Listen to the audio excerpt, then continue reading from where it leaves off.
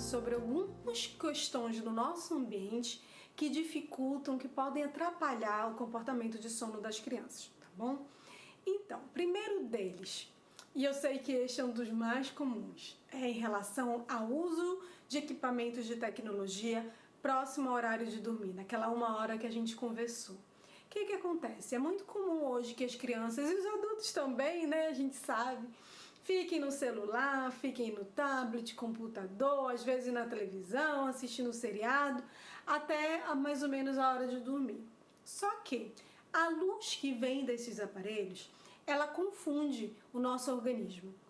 E ela pode dificultar que alguns hormônios que são produzidos durante a noite, que nosso organismo produz quando está escuro, não sejam produzidos, porque está claro. Então, ela pode confundir e pode levar com que a pessoa tenha dificuldade para sentir sono, a pessoa tenha dificuldade para iniciar o dormir.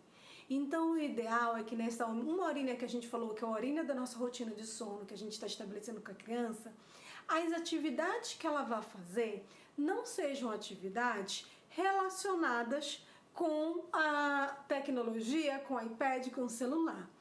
Qual é o grande desafio? O grande desafio é que muitas vezes nós vamos precisar ser modelos. E isso implica que você também, às vezes, mude a sua rotina de sono, mude o uso desses aparelhos durante esse horário. Eu acredito que vai ajudar vocês também. Então, que as pesquisas indicam que também vai ajudar vocês. Mas é importante que a gente tenha esse cuidado com as crianças. Então, delas não terem essas atividades com o uso desses aparelhos que produzem essa luz, que confundem o organismo próximo ao horário de dormir. A verdade é que a própria luz da casa também vai interferir nessa rotina de sono. Então, próximo ao horário de dormir, é legal a gente diminuir as luzes da casa, a quantidade de luz acesa. É ideal que exista uma diminuição considerável para que a criança vá relaxando para dormir, tá? Então, a luz e a questão da tecnologia é algo que eu preciso ficar atento para que eu consiga estabelecer uma boa rotina de sono.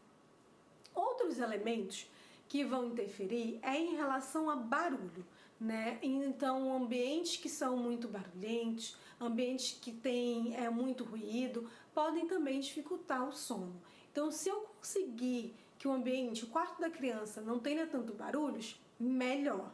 Eu sei que tanto a luz, gente, às vezes, quanto o próprio barulho, pode ser algo que é mais difícil, às vezes, da gente controlar. Uma estratégia que vocês podem ver para estar usando é, com algumas crianças, às vezes, por exemplo, colocar um tapa-olho pode ajudar, de repente, colocar no quarto, ver como você pode organizar, se tem outra pessoa que divide esse quarto, de repente dela fazer atividades fora do local do quarto enquanto a criança está dormindo e já chegar já mais organizado para ir dormir também, sem fazer tanto barulho. Então a gente sabe que de acordo com a família, às vezes a criança não dorme sozinho, divide quarto com o irmão, divide quarto com a irmã, às vezes tem uma diferença de idade, então com isso, às vezes um vai dormir mais tarde com o outro. Mas atentar para tentar reduzir luminosidade, reduzir barulho pode ajudar. Porque imagina, você está lá, você está começando a dormir, aí você acorda porque acendeu a luz, porque alguém começou a abrir porta, fechar a porta.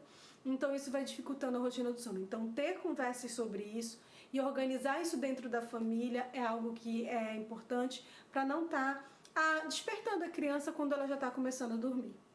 Um outro elemento que eu também sei que é um pouco mais difícil da gente controlar, mas às vezes é possível, é em relação à temperatura. Então, tentar verificar com a criança de vocês qual é a temperatura ideal, que de repente não é tanto frio que possa incomodar para dormir, nem é tanto calor que também possa causar esse incômodo. Sei que dependendo do local do Brasil e da época do ano, isso se torna mais desafiante para as famílias de fazer. Mas estar atento e compreender que a temperatura pode influenciar na rotina de sono já é um passo importante, porque aí vocês sabem que isso é algo que de repente vocês mudando podem ajudar que a criança durma mais. É interessante a gente pensar sobre isso, como tem questões que a gente às vezes nem imagina, que a gente pode controlar, que a gente pode organizar e reorganizar de outras formas que ajudam a criança a dormir melhor, como diminuição do uso de aparelhos eletrônicos perto de dormir, iluminação, barulho e a questão de você ter um controle de temperatura, né? Neste sentido também do quarto, O ideal é que o quarto ele tenha esse aconchego, que ele seja esse local aconchegante, né? Então verificar o travesseiro, se está do tamanho apropriado para a idade da criança, se é um local aconchegante. Sabe quando às vezes você vai no quarto e você diz, como é que eu durmo aqui com tudo isso que está em cima da cama? Né? Então, se de repente o quarto da criança é um lugar, ou a cama da criança é um lugar cheio de coisas, não é convidativo para dormir. Às vezes você pode pensar, ai não, vai dar muito trabalho, deixa eu ir pro quarto dos meus pais que já tá a cama mais arrumada, né? Então, deixar o quarto da criança, deixar a cama da criança de modo que seja convidativo, que seja algo que eu quero ficar por aqui, quero dormir por aqui, ajuda, tá legal? Gente, muito obrigada. Na próxima aula a gente vai continuar conversando e a gente vai falar sobre estratégias que a gente pode usar durante o dia para estar ajudando a criança a dormir